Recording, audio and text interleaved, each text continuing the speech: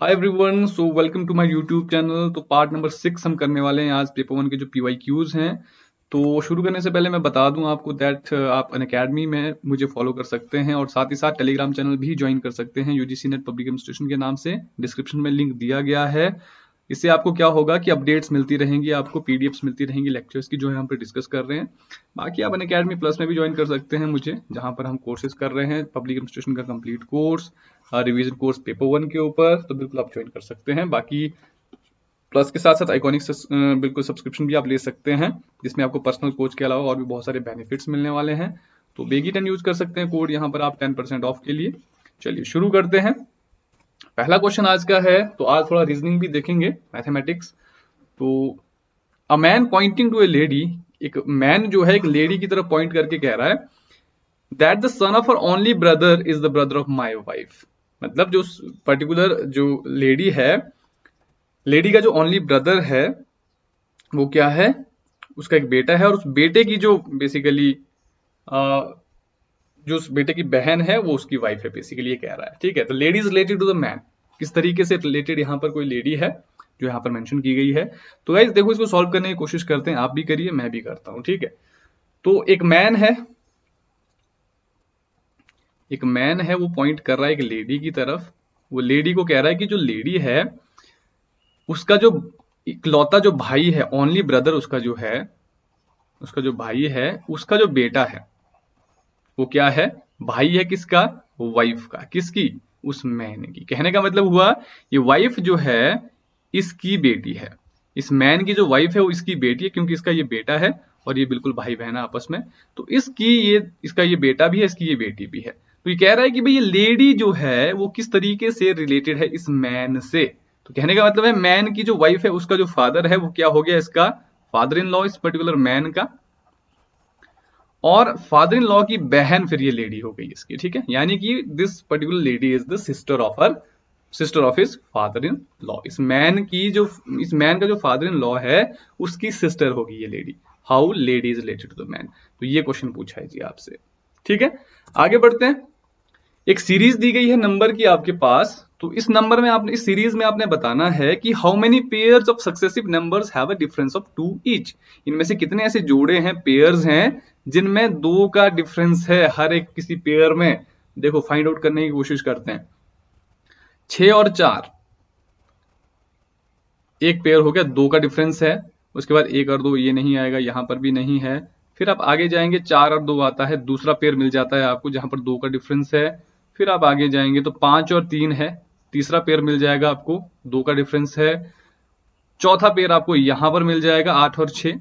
ठीक है, उसके बाद इस तरह कोई पेयर आपको दिख नहीं रहा है। 1 और 3 है, 3 और 5 है, पांचवा पेयर हो जाएगा आपका। उसके बाद 8 और 6 जो लास्ट वाला है ये भी इसका आपका पेयर हो जाएगा। यानी कि टोटल 6 ऐसे पेयर हैं जिनके बीच में कितना का डिफरेंस है, 2 का डिफरेंस है। तो option number C will be the correct answer. ऐसे ढूंढना है जी आपने, बिल्कुल थोड़ा सा कंफ्यूज करने के लिए दिया गया है आपको ये क्वेश्चन। तो आपने कंफ्यूज नहीं होना, PYQs में बिल्कुल पूछा गया है ये। आगे बढ़ते हैं, एक एवरेज का क्वेश्चन कर लेते हैं गाइस। तो यहां पर पहले क्वेश्चन को समझने की कोशिश करते हैं कि मीन मार्क्स जो यानी कि एवरेज मार्क्स जो यहां पर लिए गए हैं किसी क्लास के द्वारा वो है 40 स्टूडेंट टोटल है और मीन मार्क्स कितने हैं, 65। अब यहां पर कहा गया है कि जो मीन मार्क्स यहां पर है हाफ ऑफ द स्टूडेंट्स के, वो कितने हैं, 45। ये चीजें आपके पास दी गई हैं। तो सबसे पहले तो इसको देखते हैं, और सबसे पहले आपको पता होना चाहिए जो एवरेज है, एवरेज का फॉर्मूला क्या होता है। एवरेज का फॉर्मूला होता है सम टोटल ऑफ जो यहां पर आइटम्स दी गई हैं आपके पास divided by number of items. यानी कि आइटम्स कितनी दी गई कि उसमें टोटल कितना है और आइटम्स कितनी यहां पर दी गई हैं, ये आपने देखना है। तो मतलब इस फॉर्मूले को आपने अब यूज करना है, इसमें वैल्यूज पुट करनी है। तो एवरेज दी गई है यहां पर 40 स्टूडेंट की 65 यहां पर एवरेज दी गई है कितने स्टूडेंट्स की, 40। अब आपके पास नंबर नहीं पता है, आपको यहां पर सम टोटल नहीं पता है, बस इसको यहां पर कैलकुलेट करेंगे।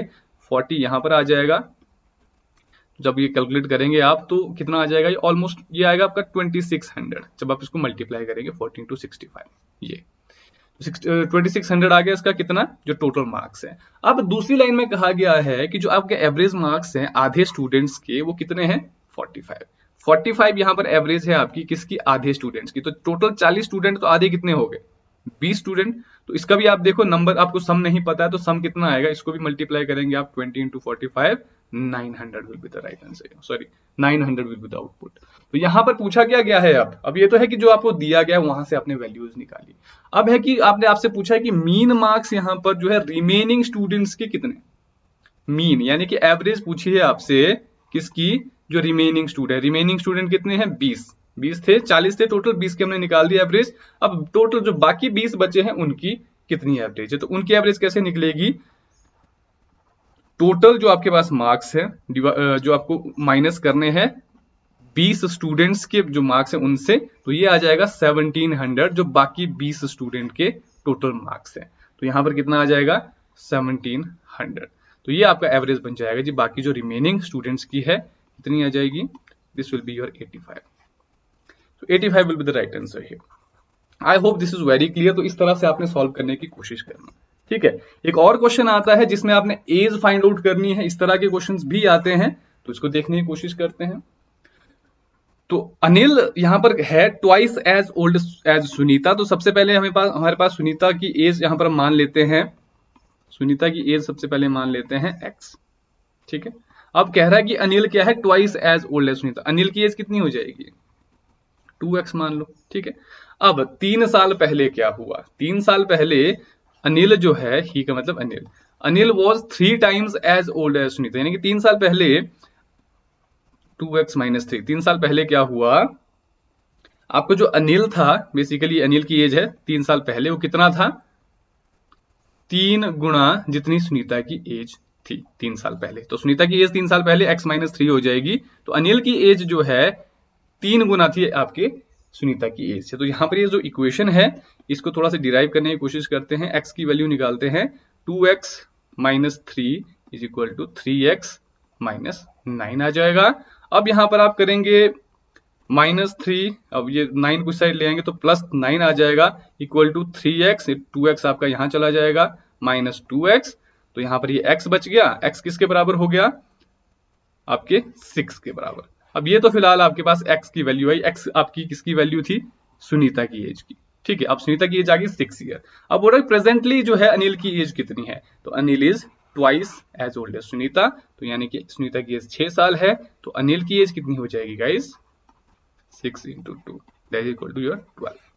तो 12 साल यहाँ पर राइट आंसर होगा इस पर्टिकुलर एज का। तो इस तरह से इक्वेशन बनानी है आपने सबसे पहले, फिर इसमें से x की वैल्यू निकालेंगे, फिर जो है आप उसको मल्टीप्लाई कर देंगे जो भी पूछा है आपसे।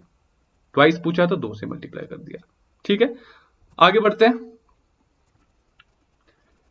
While delivering lecture, if there is some disturbance in the class, a teacher should, यानी कि अगर आप पढ़ा रहे हैं और डिस्टर्बेंस हो गई क्लास में तो आप क्या करना चाहिए, सबसे पहले चीयर करेंगे स्टूडेंट को, जी बहुत अच्छे जी आप तो बहुत अच्छा काम कर रहे हैं, पुनिश करोगे उनको जो डिस्टर्बेंसेस कर रहे हैं, मोटिवेट करोगे उनको जो डिस्टर्बेंस यहाँ पर क्रिएट कर रहे हैं, ताकि आप लर्न करें और बिल्कुल जो है अपना यहाँ पर डेवलपमेंट करें। Not bother of what is happening in the class, बिल्कुल इग्नोर करें उस चीज को। तो क्या लगता है जी आपको क्या होना चाहिए इसमें, तो option number C will be the correct answer. आप क्या करेंगे, मोटिवेट करेंगे उनको कि आप सीखो, सीखने की कोशिश करो, पढ़ो, पढ़ने की कोशिश करो, स्टडी करने की कोशिश करो, ठीक है, जो डिस्टर्बेंस यहाँ पर क्रिएट कर रहे हैं।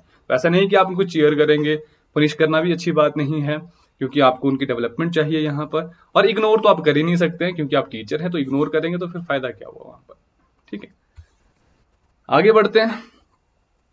Effective teaching is a function of, देखो इफेक्टिव टीचिंग होती है ना, वो यहाँ पर बेसिकली किस वजह से होती है, यानी कि टीचर की सेटिस्फेक्शन से, टीचर्स ऑनेस्टी एंड कमिटमेंट से, teacher making student learn and understand, कि टीचर स्टूडेंट को क्या समझा रहा है, क्या सिखा रहा है, या teachers liking for professional excellence, यानी कि कितना वो अपने करियर, अपने जॉब से प्यार करता है। तो कहने का मतलब होता है कि जो टीचर या इफेक्टिव टीचिंग आपकी तब यहाँ पर मानी जाएगी जब टीचर्स यहाँ पर स्टूडेंट्स को सिखा पा रहे हैं, उनको अंडरस्टैंड करवा पा रहे हैं जो भी चीजें आप पढ़ा रहे हैं, ठीक है। तो ये आपका बेसिकली टीचर की इफेक्टिवनेस को यहाँ पर दर्शाएगा। इसको आपने याद रखना है, बहुत इंपॉर्टेंट है। इफेक्टिव टीचिंग से काफी क्वेश्चंस पूछे जाते हैं। अगला क्वेश्चन है, the most appropriate meaning of learning is, learning का जो एक बहुत इनमें से सबसे बढ़िया वाला मीनिंग कौन सा है, सबसे सही मीनिंग कौन सा है, acquisition of skills, modification of behaviour, personal adjustment, inculcation of knowledge. तो राइट आंसर क्या हो जाएगा, मॉडिफिकेशन ऑफ बिहेवियर। तो सबसे मोस्ट इंपॉर्टेंट, मोस्ट अप्रोप्रिएट जो यहाँ पर मीनिंग है, सबसे सही मीनिंग जो लर्निंग का है वो होता है कि भाई मॉडिफिकेशन ऑफ बिहेवियर। आप बिहेवियर को जब आप डिजायर डायरेक्शन में यहाँ पर मॉडिफाई करने की कोशिश करते हैं, आपका बिहेवियर जब चेंज होता है किसी पर्टिकुलर काम करने से, एक्टिविटी करने से, तो उसको हम लर्निंग कहते हैं। ठीक है, सिर्फ स्किल्स एक्वायर करना, पर्सनल एडजस्टमेंट करना, नॉलेज गेन करना, ये सारा यहाँ पर जो है नहीं आएगा। सबसे मतलब ये भी इसका मीनिंग होता है, लेकिन सबसे अप्रोप्रिएट पूछा है आपसे, तो यही क्वेश्चन पूछे जाते हैं जी आपसे इस तरीके से, तो गलत नहीं करना है। अगला क्वेश्चन है, arrange the following teaching process in order. Order में बताइए जरा कि टीचिंग में सबसे पहले क्या होगा, बाद में क्या होगा। रिलेट करना प्रेजेंट नॉलेज को प्रीवियस नॉलेज से, इवेलुएट करना, रीटीचिंग करना, फॉर्मुलेट करना इंस्ट्रक्शनल ऑब्जेक्टिव्स को, या फिर इंस्ट्रक्शनल मटेरियल आपके पास जो है उसको प्रेजेंट करना। क्या लगता है जी आपको? बिल्कुल आप यहां पर टाइम ले सकते हैं, तो मैं आपको आंसर बता देता हूं इसका क्या रहेगा। तो इसका राइट आंसर रहेगा गाइज ऑप्शन नंबर डी। तो सबसे पहले क्या करेंगे आप, फॉर्मुलेट करेंगे इंस्ट्रक्शनल ऑब्जेक्टिव्स कि आपने पढ़ाना क्या क्या है। उसके बाद रिलेट करेंगे आप प्रेजेंट नॉलेज को प्रीवियस नॉलेज से। उसके बाद जो है प्रेजेंट करेंगे आप इंस्ट्रक्शनल मटेरियल को। फिर आप क्या करेंगे, इवेल्युएट करेंगे। उसके बाद फिर से टीच करेंगे। जो ऑप्शन नंबर 3 रीटीचिंग आपका लास्ट में आएगा। तो ऑप्शन नंबर 3 अगर आपको पता है कि लास्ट में आएगा, फिर तो इनका सवाल ही गलत करने का नहीं होता है यहाँ पर। ठीक है, तो option number D will be the correct answer. CIET stands for, full form पूछी गई है आपसे, centre for integrated education and technology, central institute for engineering and technology, central institute for education technology, centre for integrated evaluation techniques. क्या है right answer? Option number C, central institute for education technology, जो आपका CIET है। ठीक है, it is an autonomous organisation, जो कि यहाँ पर एक nodal agency, specialised agency basically क्या है, बनाई गई थी under the National Council of Educational Research and Training NCERT। और इसको फॉर्म किया गया था ताकि आप प्रमोट कर सकें जो भी यहाँ पर मास मीडिया टेक्नोलॉजी है उसको आप यूज कर सकें for expanding and improving the quality of education. Education की क्वालिटी को इंप्रूव करने के लिए मास मीडिया टेक्नोलॉजी आपने यूज करनी है। कहां पर? At the school level. तो फाउंडेड इन 1984, न्यू दिल्ली। ठीक है, इसको आप याद रख सकते हैं। तो थोड़ा सा बताइए जरा स्कोर कितना आपका बेसिकली रहा। ठीक है, तो इतना ही था आज के लेक्चर में। तो नेक्स्ट लेक्चर के लिए कल मिलेंगे सेम टाइम पे। ठीक है, 8 PM। तो UGC net public institution Telegram channel join कर लीजिएगा। और PDF चाहिए आपको लेक्चर की और अपडेट चाहिए अनअकैडमी की क्लासेस की, फ्री क्लासेस की, तो फॉलो कर सकते हैं अनअकैडमी में आप। और प्लस सब्सक्रिप्शन भी ले सकते हैं जहां पर आपको स्ट्रक्चर्ड कोर्सेज मिलेंगे, अनलिमिटेड एक्सेस मिलेगा पेपर 1 पेपर 2 का। तो प्लस और आइकॉनिक 2 तरह के सब्सक्रिप्शन है, कोई सा भी आप ले सकते हैं। तो कंप्लीट कोर्स चल रहा है पब्लिक एडमिनिस्ट्रेशन के ऊपर, रिवीजन कोर्स पेपर 1 के ऊपर चल रहा है अनअकैडमी प्लस में, तो आप ज्वाइन कर सकते हैं। तो दीज आर सम प्लान्स, बिल्कुल आप ज्वाइन कर सकते हैं। So thank you very much for joining guys. यहाँ पर आप BG10 यूज कर सकते हैं, 10% आपको ऑफ मिल जाएगा। और मिलते हैं आपसे नेक्स्ट लेक्चर में, तब तक bye bye, take care, all the best. Thank you very much for watching.